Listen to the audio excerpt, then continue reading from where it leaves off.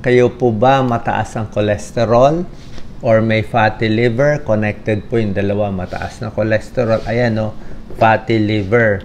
Marami ang may fatty liver. Actually, may isang pag-aaral, parang 30-40% posible magkaroon ng fatty liver disease dahil sa mga kinakain natin, ayan o, nasisira yung atay.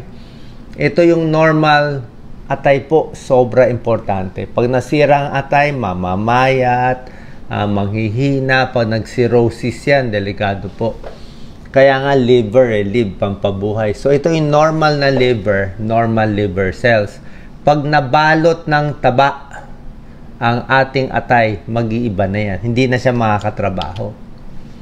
Ayan po, oh, healthy liver. Makikita sa ultrasound. Pag oras na ang ultrasound nyo, nag-fatty liver na, ay malaking warning na yan. Tataas na yung liver enzymes nyo, pero reversible pa. Pwede kapag gumaling kung magbabago ng kakainin. Pag hindi inagapan ang fatty liver, lilipat dito. NASH, non-alcoholic steatohepatitis. Mas malala na to. Pag umabot sa liver cirrhosis, fibrosis, ibig sabihin, nagtigas-tigas na, lumiit na, tumigas na yung atay natin, ito hindi na magagamot, irreversible na. Huwag natin papaabutin dito. Kaya dito pa lang sa fatty liver o bago mag-fatty liver, ingat na tayo.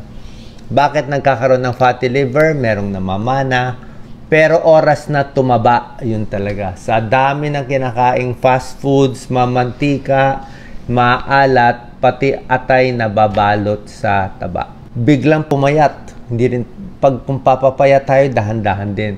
Kasi pag biglang pumayat, pwede mag-fatty liver, pwede rin mag-gallbladder stone.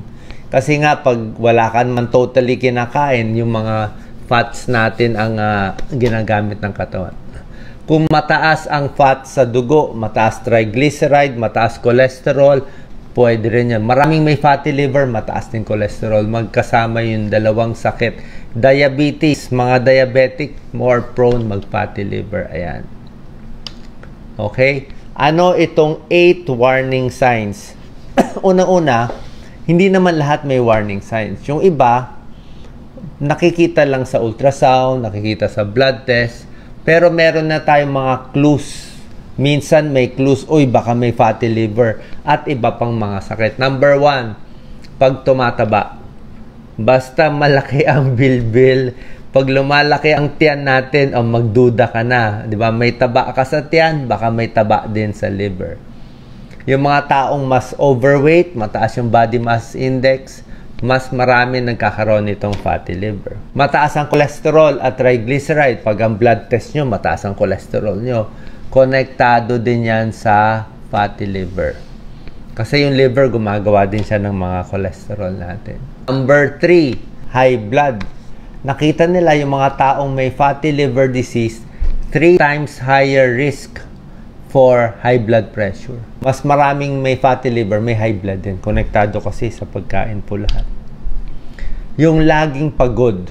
Hindi naman to madalas, di ba? Pero yung laging nangihina, laging pagod, yung liver natin. Maraming ginagawa kasi talaga liver natin.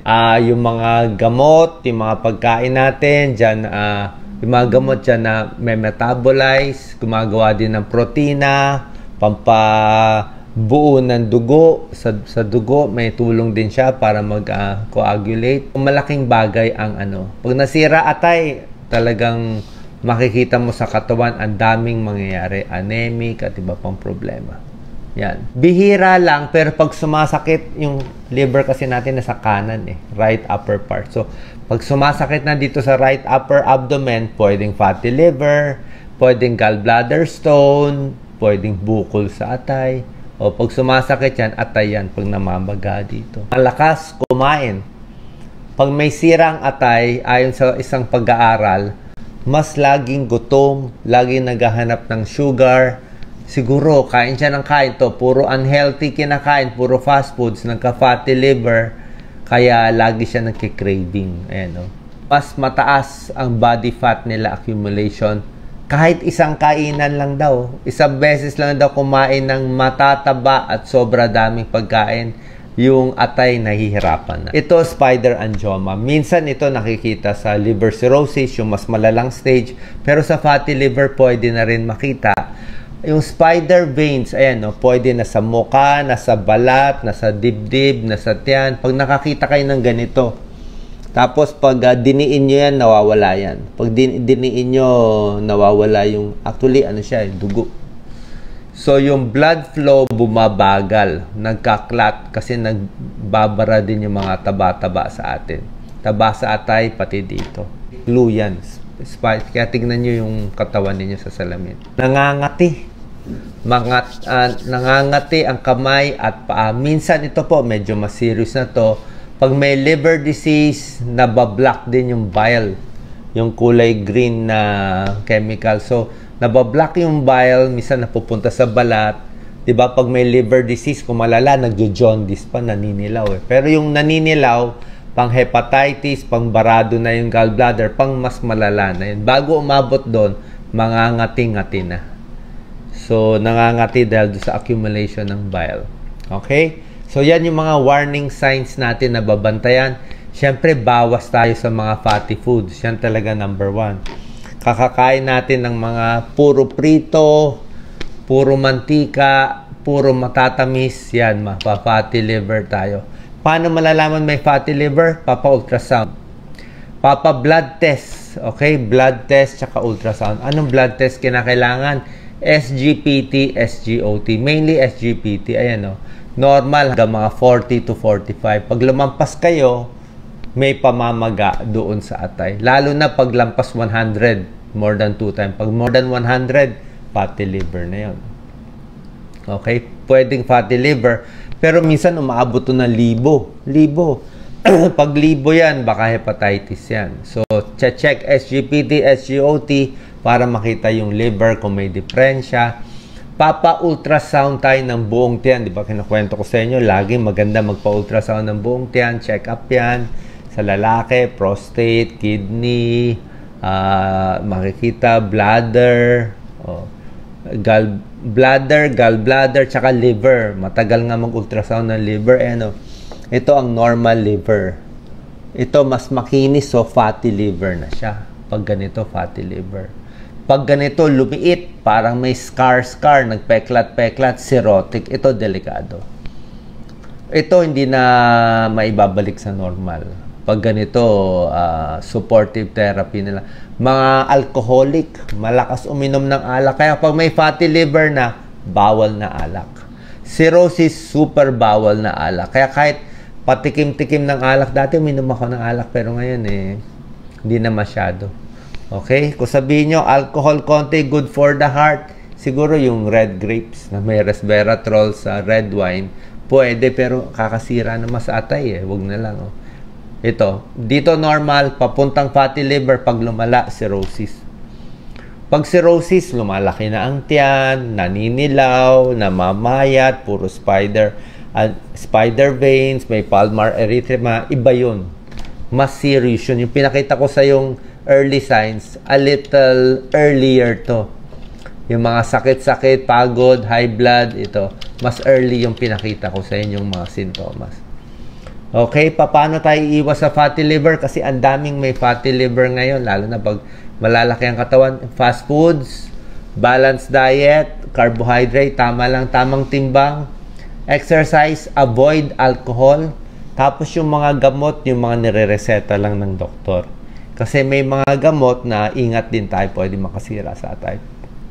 Actually, isa yung gamot na very common, very safe, paracetamol, acetaminophen, di ba? Pinakaligtas yan, safe yung gamot, kahit sa buntis, safe. Kaya lang, dahil lahat ng bahay, merong paracetamol, lahat ng tao uminom ng paracetamol sa lagnat, usually siya ang napaparami ang inom. Diba? Napakadali inumin, kaya napaparami ang inom, yun ang nagiging problem minsan sa liver toxicity. Kasi pag sobrang paracetamol, masama sa atay. Diba? Kaya dapat sa tamang dose lang yung paracetamol. Mga pagkain masustansya, pampalinis ng atay. Actually, hindi naman linis, pero maganda to sa atay. Diba? Sari-saring gulay, ayan, broccoli, cabbage, garlic, spinach. Kita nyo naman yung mga healthy.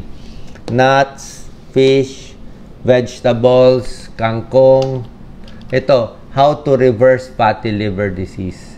Mediterranean diet. Avocado, healthy oil. Oatmeal, pampababa ng cholesterol. Konting milk, walang problema. Seeds, wag lang masyado maalat. Ang mga mani, wag lang maraming asin. May omega-3 at vitamin E. Olive oil, mas gusto nila olive oil. Green tea. Healthy fats. Ayan o, green tea, avocado, nuts, fish oil. Yan ang gusto.